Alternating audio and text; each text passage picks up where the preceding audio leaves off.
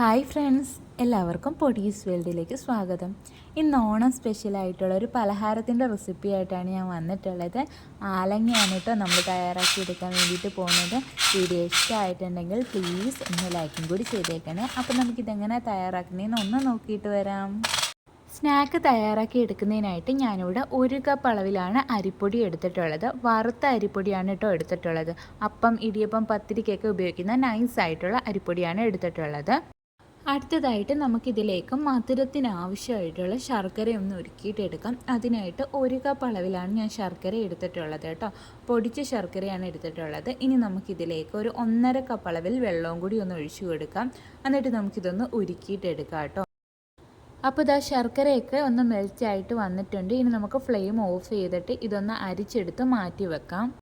അതിനുശേഷം നമുക്കൊരു കടായിയിലേക്ക് 1 table spoon അളവിൽ നെയ്യൊന്ന് ഒഴിച്ചു കൊടുക്കാം.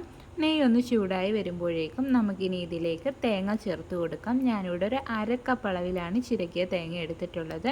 എന്നിട്ട് നമുക്കൊരു ലോ ടു മീഡിയം ഫ്ലെയിമിൽ വെച്ചിട്ട് ഇതൊന്ന് റോസ്റ്റ് ചെയ്തിട്ട് എടുക്കാം. ഇതിൻ്റെ കളറൊന്നും ചേഞ്ച് ആവേണ്ട ആവശ്യമില്ല, എങ്കിലും ആ ഒരു വെള്ളം നനവൊക്കെ ഒന്ന് മാറിക്കിട്ടണം. അതുവരെ നമുക്കൊന്ന് റോസ്റ്റ് ചെയ്തിട്ട് എടുക്കാം കേട്ടോ. അപ്പോൾ ഇതാ തേങ്ങയൊക്കെ നന്നായിട്ടൊന്ന് റോസ്റ്റായിട്ട് വന്നിട്ടുണ്ട്. ഈ സമയത്ത് നമുക്കിനി ഇതിലേക്ക് നമ്മൾ നേരത്തെ റെഡിയാക്കി വെച്ചിട്ടുണ്ടായിരുന്ന ആ ഒരു ശർക്കരപ്പാനി ഇതിലേക്ക് അങ്ങ് ഒഴിച്ചു കൊടുക്കാം. എന്നിട്ട് നമുക്കിനി ഇതിലേക്ക് ഒരു 1/2 ടീസ്പൂൺ അളവിൽ ചെറിയ ജീരകം കൂടി ചേർത്ത് കൊടുക്കാം. അതുപോലെ തന്നെ ഒരു 1/2 ടീസ്പൂൺ അളവിൽ ഏലക്കാപ്പൊടി കൂടി ചേർക്കാം. പിന്നീട് ഒരു 1/4 ടീസ്പൂൺ അളവിൽ ചുക്കുപൊടി കൂടി ചേർത്ത് കൊടുക്കാം. അതിനുശേഷം നമുക്കിനി ഇതിലേക്ക് മധുരം ഒന്ന് ബാലൻസ് ചെയ്യാൻ വേണ്ടിയിട്ട് ഒരു നുള്ള അളവിൽ ഉപ്പ് കൂടി ചേർത്ത് കൊടുക്കാം. എന്നിട്ട് ഇത് നന്നായിട്ടൊന്ന് മിക്സ് ചെയ്തിട്ട് എടുക്കാം. ഇനി നമുക്കിത് നന്നായിട്ടൊന്ന് തിളപ്പിച്ചിട്ടും കൂടി എടുക്കാം കേട്ടോ. പെട്ടെന്ന് തന്നെ തിളച്ച് കിട്ടും. ശർക്കര പാനിക്ക് ചൂടുണ്ടായതുകൊണ്ട് പെട്ടെന്ന് തന്നെ നമുക്ക് തിളച്ച് കിട്ടും കേട്ടോ. ശർക്കരപ്പാനിയൊക്കെ നന്നായിട്ട് തിളച്ച് വന്നിട്ടുണ്ട്. ഈ സമയത്ത് നമുക്ക് ഫ്ലെയിം അങ്ങ് കുറച്ച് വെച്ച് കൊടുക്കാം. ശേഷം നമുക്കിതിലേക്ക് നമ്മൾ എടുത്തു വെച്ചിട്ടുണ്ടായിരുന്ന അരിപ്പൊടി ചേർത്ത് കൊടുക്കാം. ഒരു കൈ വെച്ചിട്ട് അരിപ്പൊടി ചേർത്ത് കൊടുക്കുക, മറ്റേ കൈ വെച്ചിട്ടൊന്ന് മിക്സ് ചെയ്തിട്ടും കൂടി കൊടുക്കുക. കുറച്ചായിട്ട് ചേർത്ത് കൊടുത്തിട്ട് നന്നായിട്ട് അങ്ങ് മിക്സ് ചെയ്തിട്ട് എടുക്കാം. ആ ഒരു ശർക്കരപ്പാനി ആ ഒരു അരിപ്പൊടിയുടെ എല്ലാ ഭാഗത്തും എത്തത്തക്ക രീതിയിൽ വേണം മിക്സ് ചെയ്തിട്ട് കൊടുക്കാൻ വേണ്ടിയിട്ട് കേട്ടോ.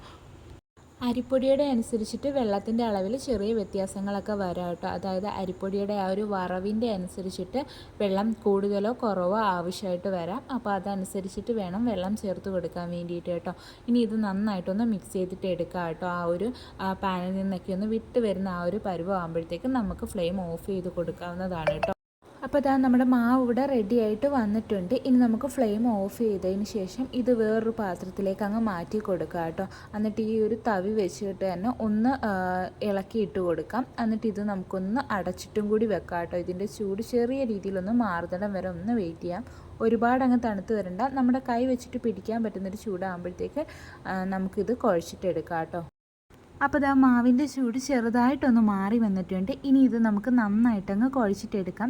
കയ്യിൽ ചൂട് അധികമായിട്ട് തോന്നുകയാണെന്നുണ്ടെങ്കിൽ കൈ തണുത്ത വെള്ളത്തിലൊന്ന് മുക്കിയതിന് ശേഷം ആ ഒരു വെള്ളം കുടഞ്ഞ് കളഞ്ഞിട്ട് നമുക്ക് കുഴച്ചെടുക്കാവുന്നതാണ് കേട്ടോ. ആ ഒരു വെള്ളത്തോടു കൂടി കുഴച്ചിട്ടെടുക്കരുത്. അങ്ങനെയാണെന്നുണ്ടെങ്കിൽ നമ്മുടെ മാവിൽ വെള്ളത്തിൻ്റെ അളവ് കൂടിപ്പോകും.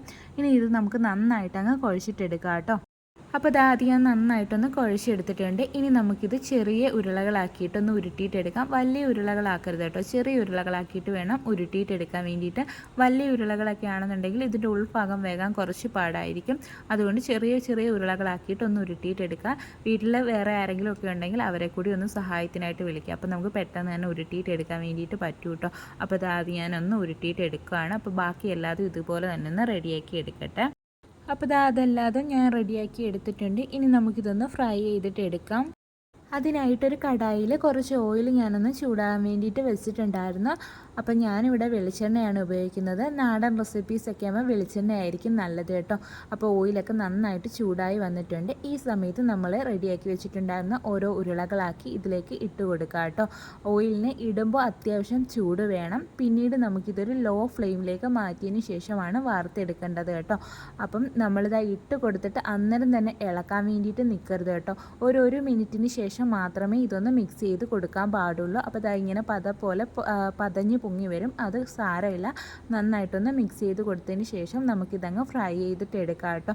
ലോ ഫ്ലെയിമിൽ ഇട്ട് വേണം ഫ്രൈ ചെയ്തിട്ട് എടുക്കാൻ. ഹൈ ഫ്ലെയിമൊക്കെ ആണെന്നുണ്ടെങ്കിൽ ഇതിൻ്റെ പുറം ഭാഗം പെട്ടെന്ന് അങ്ങ് ക്രിസ്പി ആയിട്ട് കരിഞ്ഞു പോകും. ഉൾഭാഗം വേഗത്തില്ല. അതുകൊണ്ടൊരു ലോ ഫ്ലെയിമിൽ ഇട്ടിട്ട് തന്നെ നമുക്കിതൊന്ന് ഫ്രൈ ചെയ്തിട്ട് എടുക്കാം. നല്ലൊരു ബ്രൗൺ കളറൊക്കെ ആകുമ്പോഴത്തേക്ക് നമുക്കിത് കോരി മാറ്റാവുന്നതാണ് കേട്ടോ. അപ്പോൾ ഇതാ നമ്മുടെ ടേസ്റ്റി ആയിട്ടുള്ള ഓണം സ്പെഷ്യലായിട്ടുള്ള സ്നാക്ക് ഇവിടെ റെഡി ആയിട്ട് വന്നിട്ടുണ്ട്. നമുക്കിനി ഇതൊന്ന് കോരി മാറ്റാം. എന്നിട്ട് ബാക്കിയുള്ളതും ഇതുപോലെ തന്നെ റെഡി ആക്കിയിട്ട് എടുക്കാം കേട്ടോ. അപ്പോൾ ഇതാ നല്ല ക്രിസ്പി ആയിട്ടാണ് ഇരിക്കുന്നത്. ഈ ഒരു സൗണ്ട് കേൾക്കുമ്പോൾ തന്നെ നിങ്ങൾക്കറിയായിരിക്കും ഇത്രത്തോളം ക്രിസ്പി ആണെന്ന്.